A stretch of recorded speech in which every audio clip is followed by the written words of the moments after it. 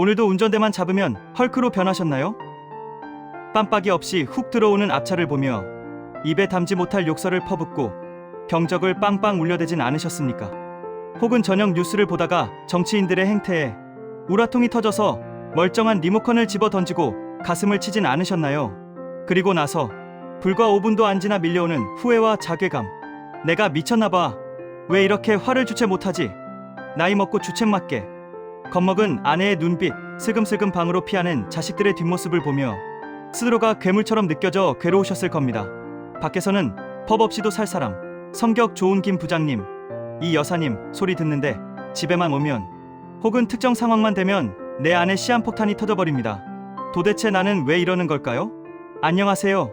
당신의 끓어오르는 속마음을 식혀드리는 피프티언 이야기 마실 채널입니다. 오늘은 대한민국 5060 세대가 겪는 가장 당혹스러운 감정, 통제불능의 분노에 대해 이야기해보려 합니다. 당신이 나쁜 사람이라서 화를 내는 게 아니라는 것을 오늘 꼭 말씀드리고 싶습니다. 우리 5060 세대, 참는 것 하나는 타고났습니다. 참는 자에게 복이 온다. 남자가 여자가 되어서. 그것도 못 참냐는 소리를 귀에 딱지가 않도록 듣고 자랐죠? 직장에서 상사가 부당한 지시를 해도 처자식 생각하며 술잔으로 넘겼고, 집안에서 억울한 일이 있어도 가정의 평화를 위해 속으로 삼켰습니다. 그렇게 수십 년을 살았습니다. 감정의 쓰레기통에 꾹꾹 눌러 담으면서요. 그런데 여러분, 감정은 참는다고 사라지는 게 아닙니다. 마음속 깊은 곳에 화라는 불씨로 남아 차곡차곡 쌓입니다. 그게 바로 한국 사람들에게만 있다는 마음의 병, 화병입니다. 젊었을 땐 체력이라도 있어서 그 불길을 눌렀지만 나이가 들고 몸도 마음도 약해지니 이제는 그 뚜껑을 누를 힘이 없는 겁니다. 그래서 예전 같으면 웃어넘길 사소한 일에도 마치 댐이 무너지듯 엄청난 분노가 터져나오는 것이죠. 당신의 폭발은 성격 파탄이 아니라 너무 오랫동안 참아왔다는 슬픈 증거입니다. 심리적인 이유만 있는 게 아닙니다. 야속하게도 우리 몸이 변했습니다. 5060 세대가 겪는 갱년기. 이건 단순히 얼굴이 달아오르고 땀이 나는 문제가 아닙니다. 뇌의 반란입니다. 우리 뇌에는 감정을 조절하는 전두엽이라는 브레이크가 있습니다. 그런데 나이가 들고 노화가 시작되면 이 전두엽 기능이 약해집니다. 브레이크가 고장난 자동차처럼 화가 나면 멈추질 못하는 거죠. 여기에 호르몬 변화까지 기름을 붓습니다. 여성 호르몬, 남성 호르몬이 급격히 줄어들면서 감정 기복이 심해지고 예민해지고 참을성이 바닥납니다. 내가 왜 이러지 했겠지만 이건 당신의 의지 문제가 아니라 뇌와 호르몬이 당신을 조종하고 있는 겁니다. 마치 사춘기 청소년들이 이유 없이 반항하듯 우리도 제2의 사춘기를 혹독하게 겪고 있는 중입니다.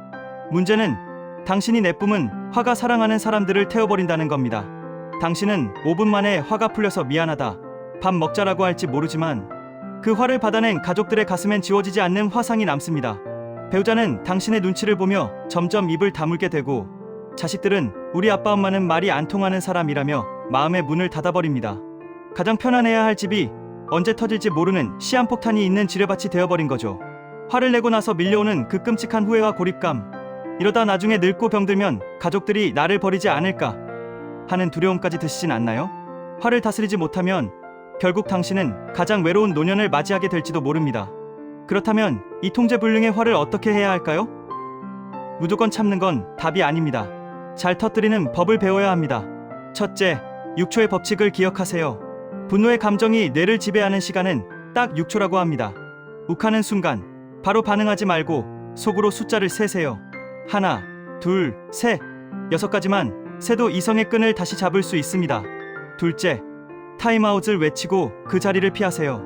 말싸움이 격해질 것 같으면 지금 내가 너무 흥분했으니 나중에 이야기해라고 말하고 일단 밖으로 나가세요. 찬바람을 쐬고 걷고 심호흡을 하세요. 물리적인 거리를 두는 것이 폭발을 막는 최고의 방법입니다. 셋째, 화의 진짜 원인을 말로 표현하세요. 소리를 지르는 대신 무엇 때문에 화가 났는지 차분하게 말하는 연습이 필요합니다. 당신이 그렇게 말해서 화가 났어가 아니라 당신이 그렇게 말하니까 내가 무시당하는 기분이 들어서 속상했어라고 내 감정을 주어로 말해보세요. 여러분, 화는 사실 당신 내면의 어린아이가 지르는 비명입니다. 나 지금 너무 힘들어. 나 좀 알아줘. 나 좀 위로해줘 라는 구조 신호죠. 이제 그 신호를 외면하지 말고 윽박 지르지 말고 다독여주세요. 화를 내는 당신 자신을 너무 미워하지 마십시오. 그동안 버티느라 얼마나 힘들었습니까? 이제는 참는 대신 건강하게 표현하고 소리 지르는 대신 운동이나 취미로 에너지를 발산하세요. 당신의 뜨거운 속이 식어야 당신의 인생도 가족의 행복도 다시 따뜻해질 수 있습니다. 오늘 이야기를 들으면서 뜨끔하셨나요? 여러분은 언제 가장 화를 참기 힘드신가요? 댓글로 여러분의 분노 버튼을 공유해주세요. 서로 이야기 나누는 것만으로도 마음의 화가 조금은 풀릴 겁니다. 이 영상이 당신의 마음속 시한폭탄을 멈추는데 도움이 되었다면 구독과 좋아요 버튼을 꾹 눌러주세요. 저는 더 평온하고 지혜로운 인생 이야기로 다시 찾아오겠습니다. 감사합니다.